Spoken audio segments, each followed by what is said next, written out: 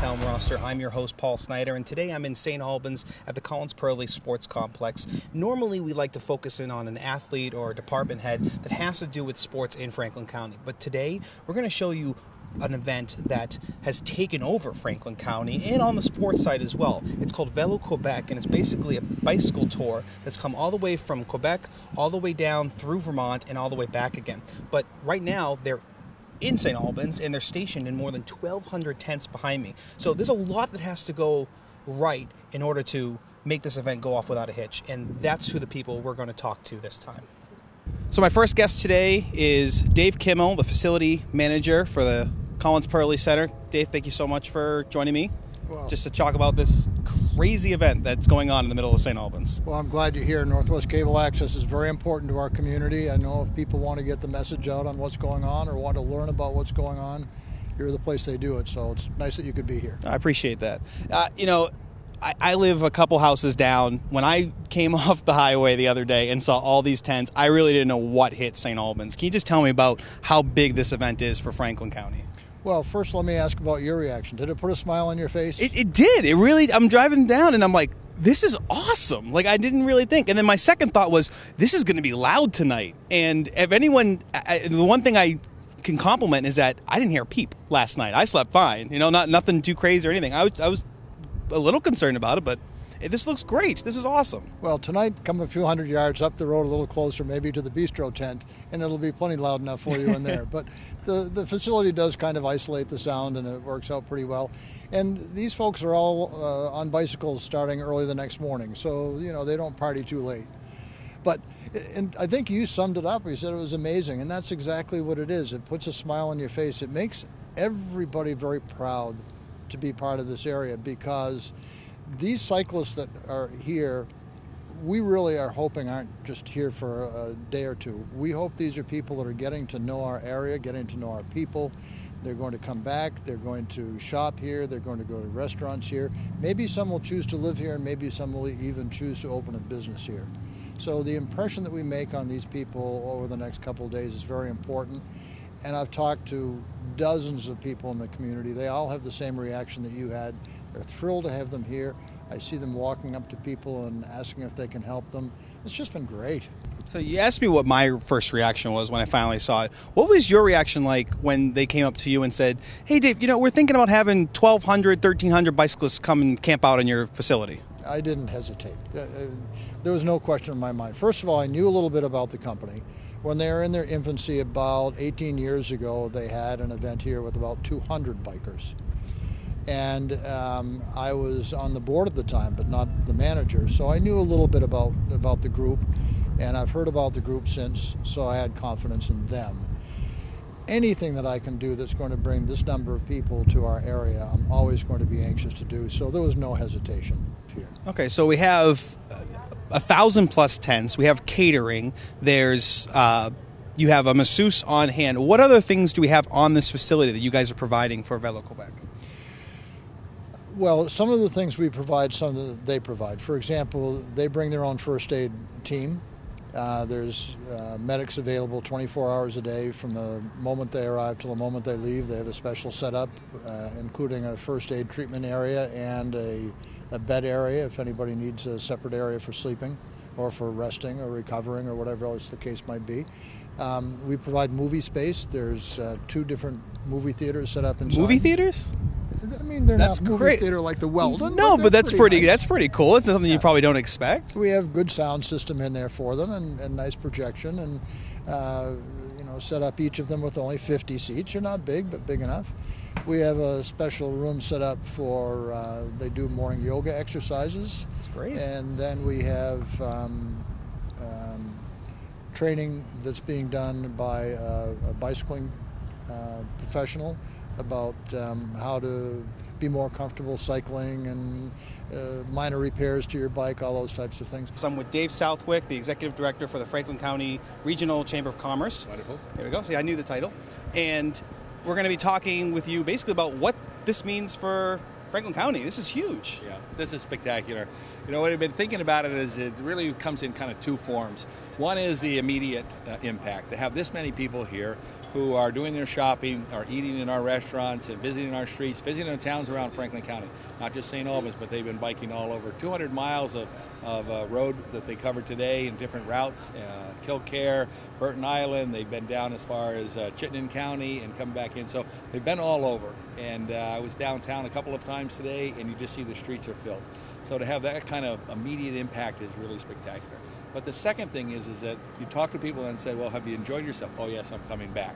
And that's the important thing for a lot of us, is to not just have that first time impression, but one that's lasting and says, hey, I want to do this again. The cyclists that are here, we say about 1,200 cyclists that are here, are varying degrees of cyclists. You have people that raced from Collinsville down here, made it here at 11 o'clock, and then last night around 5:30 or so, the end came in. And that was pretty spectacular, because here they come in, and the last group comes with horns blowing and whistles blowing, and it's a big celebration. So to have that kind of mix really is important as well. So did you guys have a big hand in setting this type of event up, or did Velo Quebec come and talk to you guys? Well, this has actually been a couple years in the works. Okay. About 2 years ago, the first contact was waiting with the chamber to start saying, where can we stay? So majority of the people stay here in campsites, but they also use local hotels, beds and breakfasts. So we filled everything that we can up in this area, and we've reached all the way into Burlington to provide enough rooms to take care of that. They started reserving those rooms a couple of years ago. Dave Kimmel and his staff and the chamber started getting involved a little over a year ago, where we started to meet with Velo Quebec on a regular basis just to say, is this possible? Can we bring this here? And so we split the responsibilities, where Dave was really the facility guy and making sure that we had all the pieces, and then my responsibility was to try to find the right kind of vendors that could match with what Velo Quebec would do. Because that's a great group. They don't bring everything themselves, and they come into town and say, we need a good caterer, we need a bike mechanic, we need so we need waste removal. We need porta potties, whatever. I saw portable showers. That was extremely interesting. Right, and those they bring themselves. That's all part of the thinking that they have. So you can just imagine they've been doing this for a while.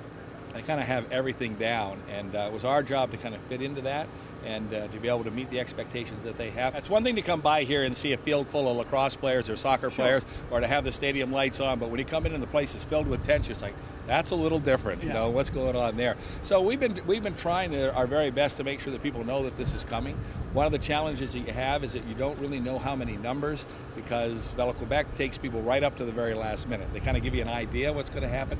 You don't know what they're going to do. So much of it is weather dependent. Had it been raining today, everybody would have stayed home on their bikes. They probably would have been all downtown. Nice day like today, half of them are probably out doing other things and they're coming back. So as someone, it's difficult to tell. I know that there are some businesses that are just excited that this was here. Others are going like, ah, what do I do now? Exactly. Now? But I did hear from one of our guests to say that even the businesses that felt that they weren't ready were so courteous and so willing to just do a little bit extra to make sure that people felt welcome. And that's what you want to have happen. You get the opportunity in a town, you really want to make sure that you make people feel welcome. So that was a great story to hear that coming back. So right now I'm in the Collins Perley Center, and I'm with Jen Carey from the Abbey. Thank you for joining us. Yes. And this is a crazy setup. You have it's like a cafeteria in here, basically. Tell me, what is it like, preparing food for 1,200 plus people for one night? Well, we've done a lot of preparation for it, planning. It's been working back and forth with the bike tour company. They've kind of given us some guidelines, what they like to eat, portion size, what they expect from us, and we went back, met with our chefs, and all of our teams came up with some awesome menus. Everybody's loved the food so far. They're having a lot of fun. They're enjoying our decorations and all of our equipment, all the fun smiles that we bring, our energy. I can feel the energy. I came in here, you had the music blaring, everyone seems to be having a smile on their face, having a good time and everything. It is. It's going really well. It's just a really organized event, and it's been a couple months in the planning, and it's all just come together. So the planning was, you said a couple months. Yeah. So, was it extensive planning, or was it like, oh my God, this is going to be a headache for this many people? Well, no, it wasn't a headache. We do things on this level for events. We've not done a bike tour. So I was really up for the challenge, looking forward to it. I do cater a lot of weddings and large events. And this is something new and exciting for our team. We crossed off that list, right? Yeah. No, We met for months on coming up with, first we met coming up with menus, then we had to break it down on what we were going to purchase and on what amounts. So that was a little planning involved, letting our suppliers know on how much product we're going to be purchasing from them, so they needed to gear up on their end as well. Also, on beverage, we've supported the local vineyards, wineries in town. That's great. Also, local beer. We're pouring local beer. They're loving it. Great. Yeah. So when you're talking about the menu, is it more geared towards Vermont type of food, or is it more geared towards like Montreal, Quebec food? Nope, it's geared towards Vermont, and we've tried to do as much local as possible. We've supported a ton of local farmers, from our chicken to all our vegetables. We've supported Hartman's Farm Stand, Clark's House of Flowers. There's so many involved. Yeah. Well, that's great. I'm glad that you guys are incorporating kind of Franklin County while, they get to go ride around and see Franklin County. Well, they really wanted to get a taste, a flavor of who we are. They're out touring Franklin County today, so some of these places that we've purchased wines from, they're out touring these places. They're having it here, and then they're out experiencing it. So I have a very special guest with me right now. Her name is Joelle, and she is the General Director for Velo Quebec.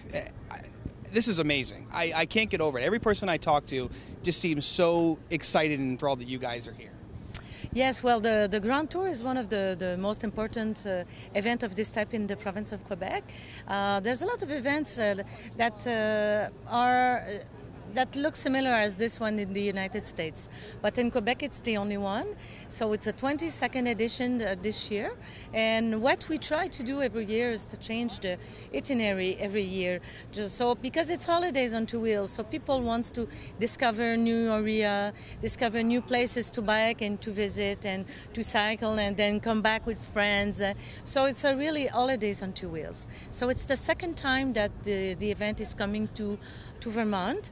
Last time it was in 2006, and we did a mix like as we do this year. So it's Eastern Township and Vermont. So it's a buckle this year. People will be willing to bike 400 Ks or 900 Ks during the whole week. So it's a buckle. People left from Saint-Jean-sur-Richelieu, and the first stop was in Granby. Then we spent 2 days in Magog in Eastern Township, and we're here for 2 days in St. Albans. So people were able to enjoy all the Green Mountains yesterday, and today it's a lake day. Yeah. So it's a really great journey for all the cyclists of the Grand Tour to come here, not far from Burlington, and St. Albans. It's finally the cutest city I've seen so far in Vermont. So it's a really nice journey for all of us. I hope you enjoyed this edition of Hometown Roster. If you can think of anyone that I should profile in Franklin County that has anything to do with sports, I mean anything, from an avid chess player to a world-class athlete that happens to live in Franklin County, give us a call at the station, 527-6474, and ask for Paul.